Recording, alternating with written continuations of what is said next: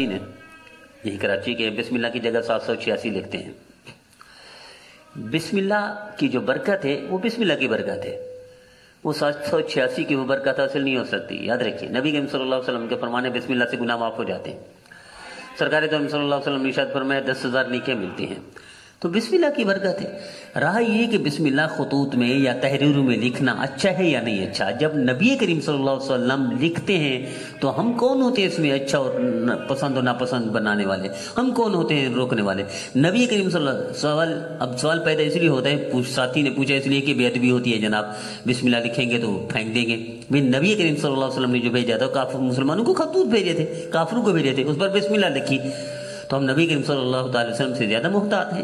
نبی کریم صلی اللہ علیہ وسلم سے زیادہ ادب کو سمجھنے والے ہیں۔ میرے عزیزو، آپ اپنے ذہن میں اپنے ذہن کو کلیئر کریں، آپ نہ سمجھیں کہ بے ادبی ہوگی، جب آپ نہیں سمجھیں گے تو بے ادبی ہوگی بھی نہیں انشاءاللہ العزیز۔ حضرت سلیمان قرآن میں ایک ہی خط کا ذکر ہے،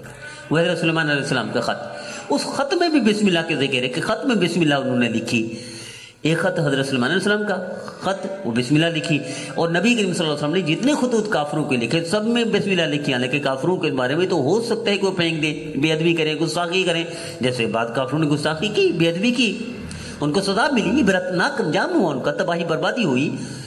برباد ہو گئے وہ۔ لیکن نبی کریم صلی اللہ علیہ وسلم نے تو کی، ہمارے لیے رول ماڈل ہمارے نبی ہیں، ہمارے لیے نمونہ نبی کریم صلی اللہ علیہ وسلم ہے۔ جب نبی کریم صلی اللہ تعالی وسلم خطوط تحریریں لکھتے ہوئے کافروں کی طرف بھی جاتی ہوئی تحریروں کو بسم اللہ لکھتے ہیں، تو ہم 786 کیوں لکھے؟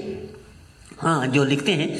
وہ اپنے ذہن میں ادب سمجھتے ہیں، تو کوئی حرج نہیں، لکھنے کی اجازت ہے۔ 786 اس کے وہ ہیں ابجد ہیں،